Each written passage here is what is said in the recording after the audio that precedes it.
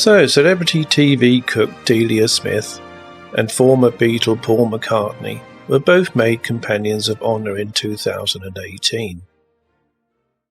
What rank does that hold in the British establishment hierarchy?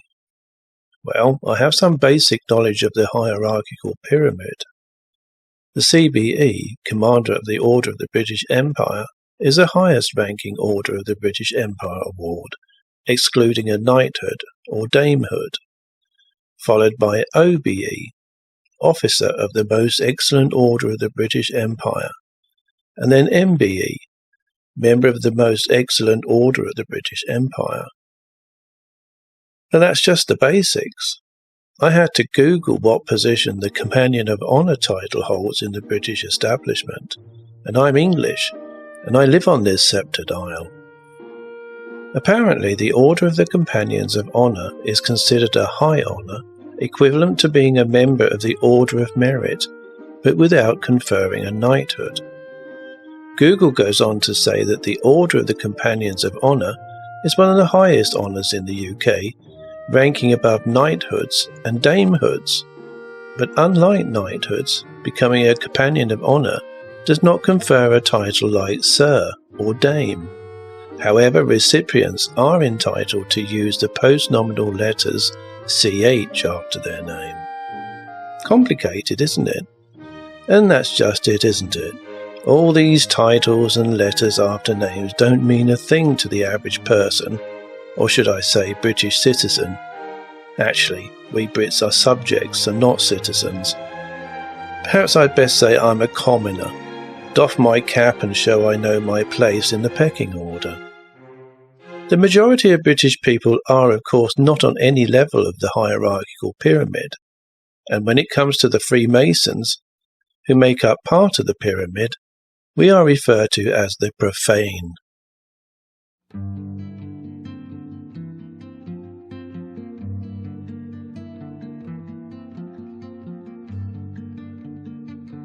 The establishment structures become even more complicated when various other orders are added to the network, such as the Order of the Thistle.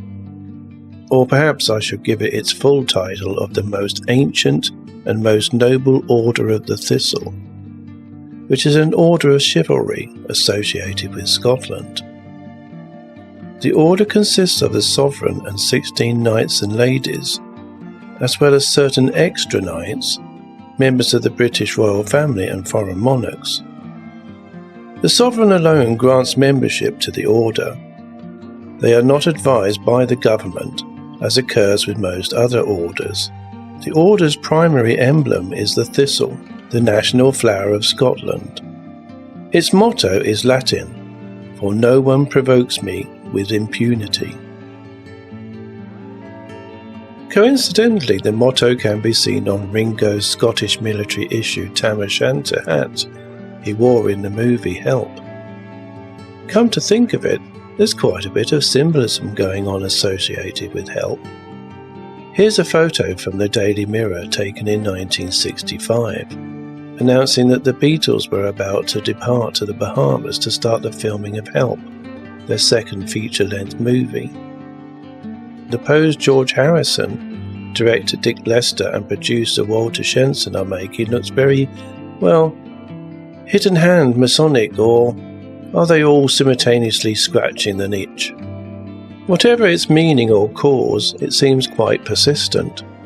Here's George again posing in an earlier photo shoot, with Ringo looking rather ill with tonsillitis before he was taken into hospital, and Jimmy Nichols stood in as drummer on 8 dates of the Beatles' 1964 World Tour. By the way, that's Liverpool's old Masonic Lodge top right, which was situated in Woolton, John Lennon's neck of the woods. The Brotherhood has a newer one these days. As a Freemason, George Harrison would have been in good company. The Duke of Kent completed his second degree on the 30th of January 1964, and his third degree on the 5th of June that same year, and served as Master of the Lodge in 1965. Meanwhile, the younger royals seem to have that same itch. To be fair, some say the spare heir has a nervous tendency, which results in him feeling the need to adjust his attire. Even Brian Jones, the Rolling Stones founder and initial leader, seen here adopting the Napoleon stance with the 18-year-old Donovan, appears to have suffered from that same itch. You wouldn't think that being a Freemason and a pop star would be a good fit. But if the Brotherhood was good enough for Mozart and George Gershwin, then being on the square must have its advantages. I mean, who knows what connections and deals can be made when attending the lodge. The Chelsea Lodge, number 3098 in London, is said to be special and has drawn some big names in rock music. Rick Wakeman, former keyboard wizard with prog rock band Yes, became a past master here. Yes bass player Chris Squire also joined the lodge. Oh well, I'm sure it's all perfectly innocent. Besides, the Freemasons aren't a secret society. They do a lot for charity, I'm told, and any man in the UK over the age of 18 can join, regardless of race or religion, provided they believe in a supreme being, whoever or whatever that is. Joining the CBE, OBE, MBE club, and especially to become a Companion of Honour, involves considerably more vetting and individual effort.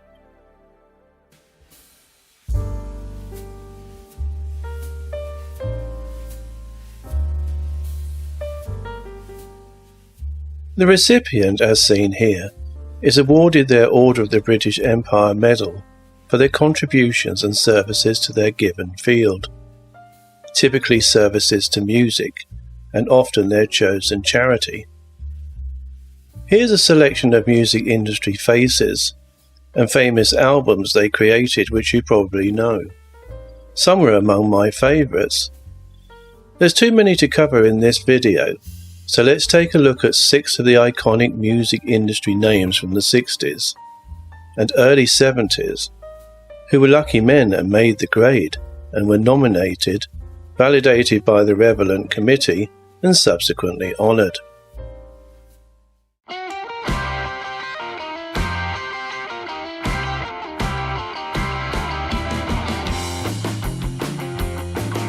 Queen last with the Beatles, read the headline.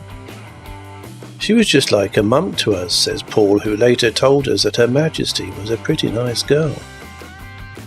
As most people know, the first British pop stars to receive honours were the Beatles, who were awarded MBEs, Member of the Order of the British Empire, in 1965 for their contributions to entertainment. I thought it was also for their contribution to the failing British economy and putting up with Harold Wilson's government's swingeing taxation rates, as George Harrison protested in the song Taxman. Well, George was living in the material world back then. But despite Harold Wilson's publicity stunt, support for the Mop Tops receiving a medal wasn't universally accepted. According to the UK Parliament website, quote, in June 1965, Queen Elizabeth II appointed each of the Beatles a member of the British Empire, following their nomination by Prime Minister Harold Wilson. Normally presented to military veterans or civil servants, the controversial decision to honour the Beatles led to some former MBE recipients returning their awards. Although the return of the awards was not uncommon, this was the highest level of protest in many years. Apparently, the Beatles had some support in Parliament for receiving the MBE, due to the worldwide success of their achievement, particularly in America.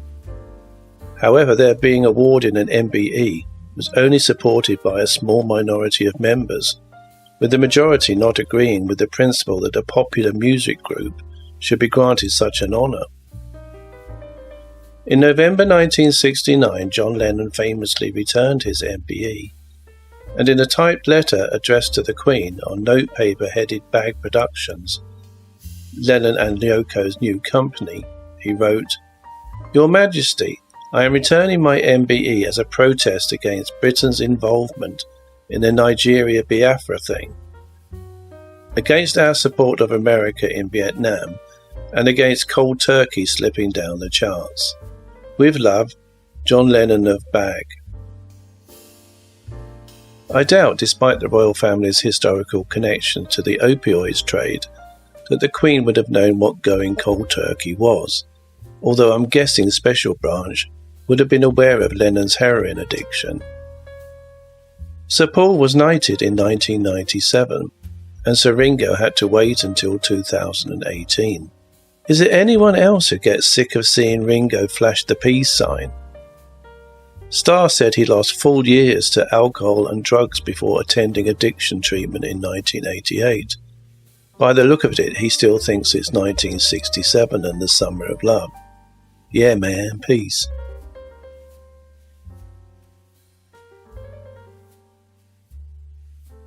So that's the good boys of pop. What about the 60s' second biggest British band, the Bad Boys, the Rolling Stones?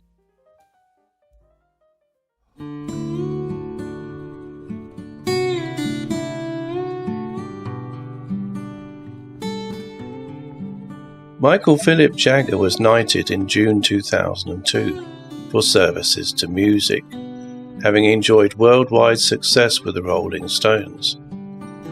Jagger was born on the 26th of July 1943 in Dartford, Kent, and is seen here with his 92-year-old father, who was a teacher, and his daughters Caris and Elizabeth. The Queen was rumoured to be utterly disappointed with the selection of Jagger for a knighthood, which was new Labour Prime Minister Tony Blair's idea as part of his Cool Britannia promotional campaign. The late Queen apparently didn't like Jagger's so-called anti-establishment views, which most now regard as part of his rock rebel act. It's more likely that she didn't like his close association and rumoured affair with her sister, Princess Margaret. Can smooching with a royal princess be considered anti-establishment?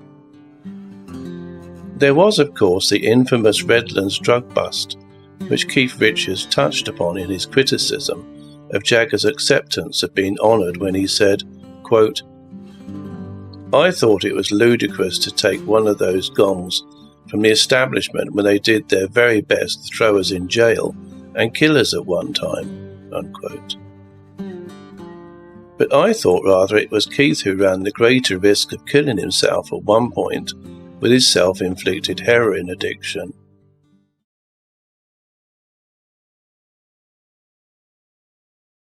Let's take a look at another one of my favourite and beloved 60s bands, The Who.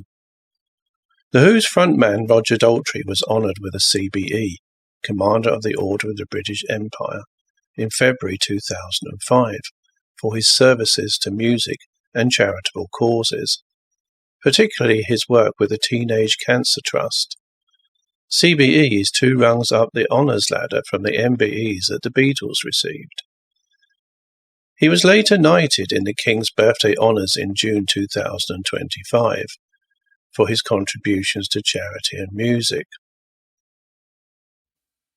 Coincidentally, The Who's bassist John Entwistle joined the same Masonic lodge as the Yes prog rock band members Rick Wakeman and Chris Squire.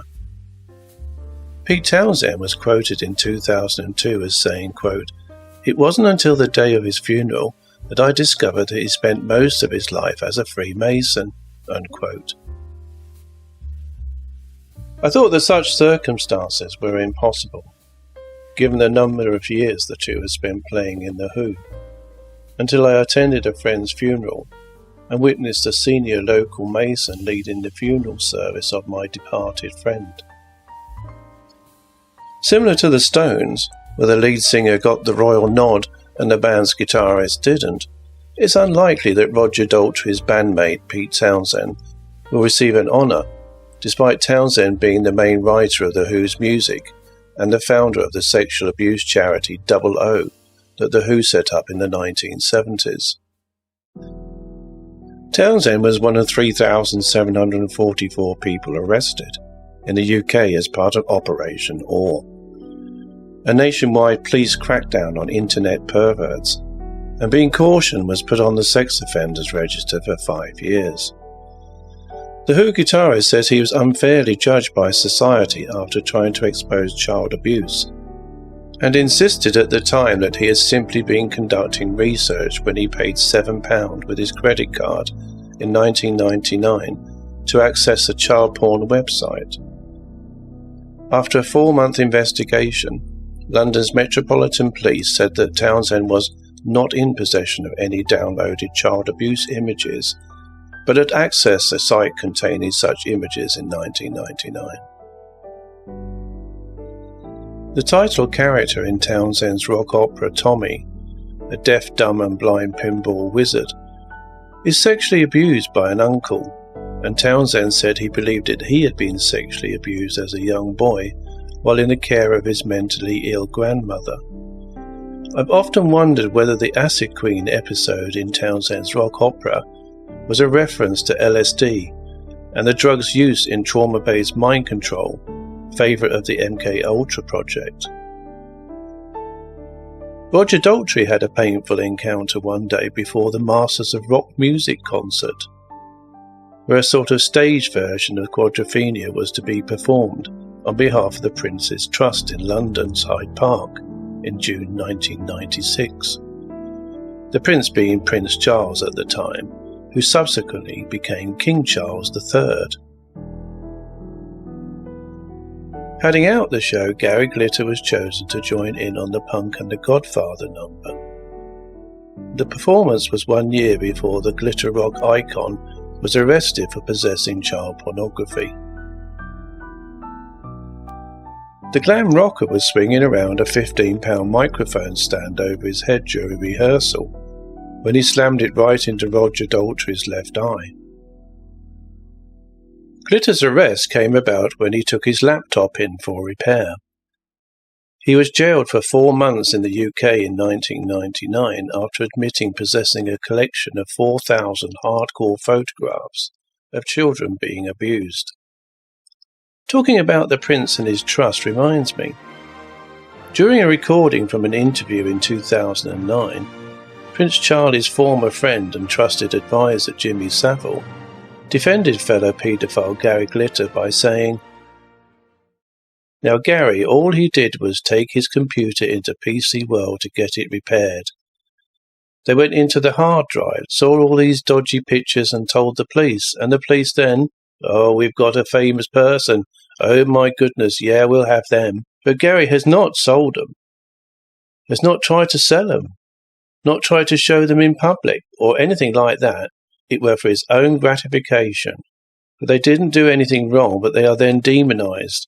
And of course, if you ever said to a copper, 'What's Gary Glitter done wrong?' Oh, nothing." It was the King's late mummy who gave Savile his awards thanks to being nominated by Conservative Prime Minister Margaret Thatcher. They made a fine pair of NSPCC helpers, didn't they?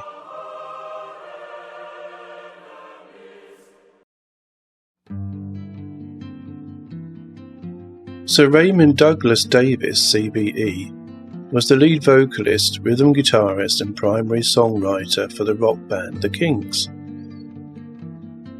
which he led with his younger brother Dave, providing lead guitar and backing vocals. Both were the only consistent members of the Kinks during the band's existence. Davies was appointed Commander of the Order of the British Empire, CBE, for services to music in the 2004 New Year's Honours. Remember, CBE is a higher rank than the MBE the members of the Beatles received, which is the lowest on the British establishment's honours pyramid. Davies was later knighted in the 2017 New Year Honours for service to the arts. I have to say I have a bit of a soft spot for Ray. Waterloo Sunset is probably one of the best pop singles of the 1960s in my opinion.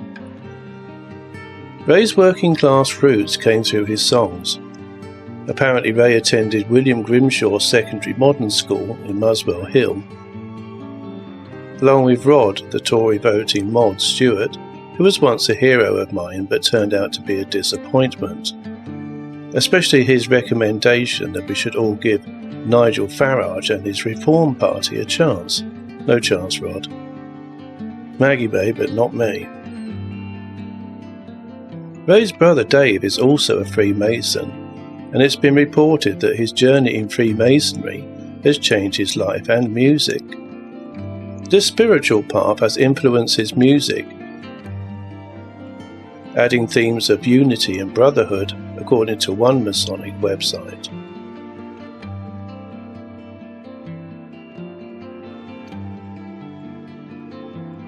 Like many boomers, my very first proper guitar hero was Eric Clapton, and Cream, Britain's first supergroup, became my all-time favourite 60s band when it came to individual and combined musicianship. I picked up rumours that Cream's drummer Ginger Baker was a registered heroin addict around the time I bought Disraeli Gears. He began using the drug in the 1960s while a jazz drummer in the London clubs. It's been said there are two types of jazz musician: those who use heroin and those who don't. Jack Bruce, the Power Trio's bass player, became addicted to heroin in 1971, and it stalked him throughout the 70s and much of the 1980s, until 1986 when he got control over his addiction, aided by specialist treatment and the support he received from his second wife, Margaret. Cream broke up in 1968, and Clapton was an alcoholic and addicted to heroin by the time he began playing solo in 1970. In his 2012 autobiography, Who Am I?, Pete Townshend reflects on the irony of his efforts to get his old friend Eric Clapton back on the straight and narrow. There's something ironic in a drunk showing up to help a junkie. It was shortly before Christmas 1972, and the Who's guitarist was growing increasingly concerned about the spiralling heroin habit of Clapton and his then-girlfriend, Alice Ormsby Gore. Alice Magdalene Sarah Ormsby Gore was a British aristocrat who was part of the fashion and arts counterculture in London during the 1960s. For about 5 years she was the romantic partner of guitarist Eric Clapton. The couple were briefly subjected to media speculation about a possible marriage. She died of a heroin overdose in 1995. When Alice Ormsby Gore began dating Eric Clapton in the late 1960s when she was 16 years old, Clapton was around 23 or 24 years old at the time, and their relationship lasted for about 5 years. I should hasten to add that the age of consent in England is 16, and anyone aged 16 or over, regardless of gender or sexuality, can legally consent to sex. From the 1st of November 1968 to 1973, Alice Ormsby Gore's relationship with Eric Clapton was marked by drugs, alcohol, and abuse. Alice Ormsby Gore is quoted as saying, "I was deliberately running around that city, trying to score some heroin for Eric, and I remember thinking how stupid it was for me, even then. I did that for him and for myself for 3 years. It was probably childish to be overprotective, but I thought it helped him not to have to face the full horror himself of scoring his own heroin supply." I'm assuming she means London in her reference to that city. To be honest, I'm still shocked today and disappointed to read that one of my old heroes let a teenager run round a major city to score heroin for him. In 1973, Clapton broke the engagement and ended their relationship for good after recovering from his heroin addiction with the help of Ormsby Gore's family. Clapton maintained he was not in love with Ormsby Gore, but she was deeply in love with him. In 1994, the Queen made Eric Clapton an Officer of the Order of the British Empire, OBE, in her New Year's Honours List for contributions to British life.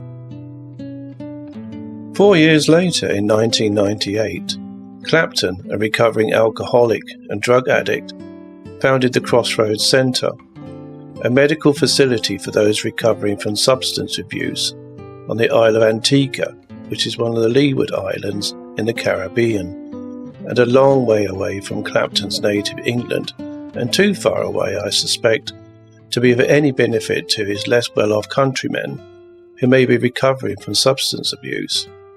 A nice place to visit, I should imagine, if you've got the money.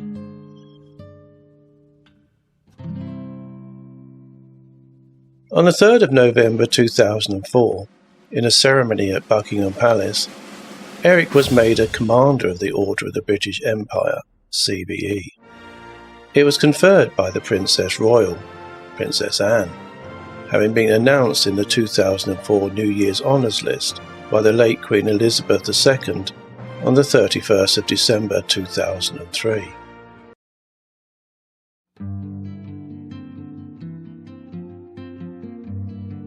Moving on to Led Zeppelin's founder member and lead guitarist Jimmy Page.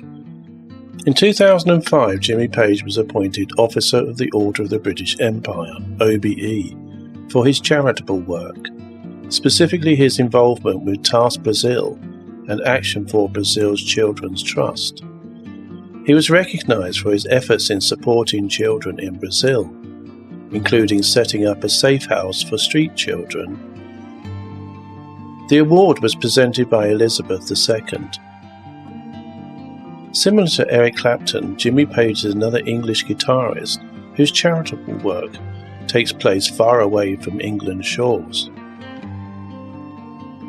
And similar to The Who's Roger Daltrey, Led Zepp's Axeman received an OBE and was appointed an Officer of the British Empire for his charitable work involving children. Although Action for Brazil's Children's Trust is a UK-based charity, the charity supports vulnerable children and young people in Brazil and focuses on providing education support and inspiration to help them overcome poverty, neglect, and abuse. That's interesting. In June of 1972, the members of Led Zeppelin were in Los Angeles for their 1972 North American tour. While there, Laurie Matrix, otherwise known as Baby Groupie, met 28-year-old guitarist Jimmy Page for the first time at the Hyatt Hotel, where the band was staying. According to Matrix's 2015 interview with Thrillist, Page approached Matrix and introduced himself by the hotel's pool. Later that evening, the band's manager, Peter Grant, spotted Matrix and her groupie friends at the Rainbow Bar and Grill. He insisted she come with him. A limo then drove her back to the Hyatt to meet with Page in his room. In a 2009 interview, Matrix claimed she lost her virginity to Page during that encounter. This was the beginning of her sexual, romantic relationship with Page, despite being 14 years old. California's age of sexual consent was 18 at the time, and still is. Because of this, according to Rolling Stone magazine, Page feared charges of statutory rape, and went to great lengths to hide his association with Matrix. Page's sexual relationship with the underage Matrix lasted more than 2 years, ending in 1975 when she was 16. Of course, being a groupie, Jimmy was only one of Laurie's encounters, for want of a better word. Others included David Bowie, who incidentally turned down his award from the British establishment, which probably did him more good than harm, and good old Sir Mick Jagger. I'm not sure what the late Queen of England would have made of all of that, but she saw fit to award Jimmy Page for his efforts involving vulnerable children. I'm pretty certain that I wouldn't have been permitted to work with vulnerable teenagers and adults if I'd had a criminal record of drug busts, a history of heroin and alcohol addiction, and sex with underage girls, let alone be given an award by Britain's royalty.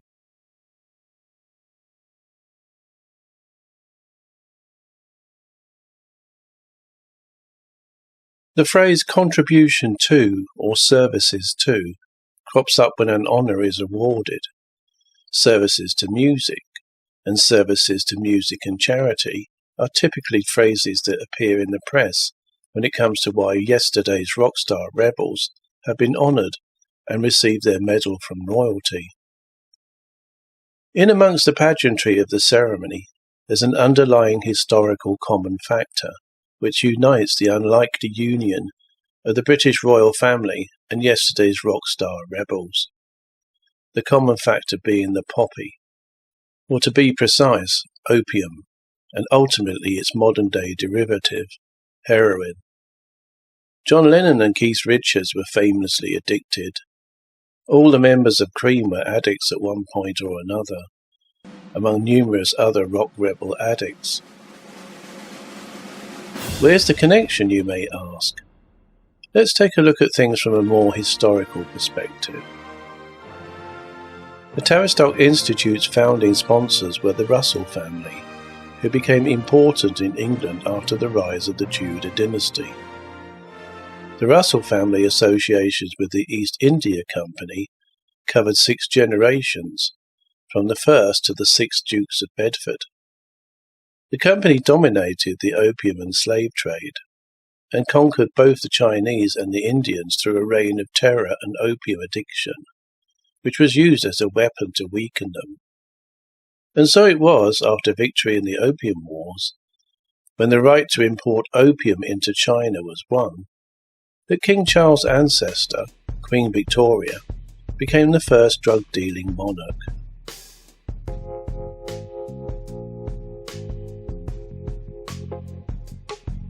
To summarise, there are common threads running through the historical backgrounds of those honoured in this presentation and Britain's royalty. Those threads involve addiction to alcohol and opioids and opiates, such as heroin, underage sex, links to predatory sex abusers and Freemasonry.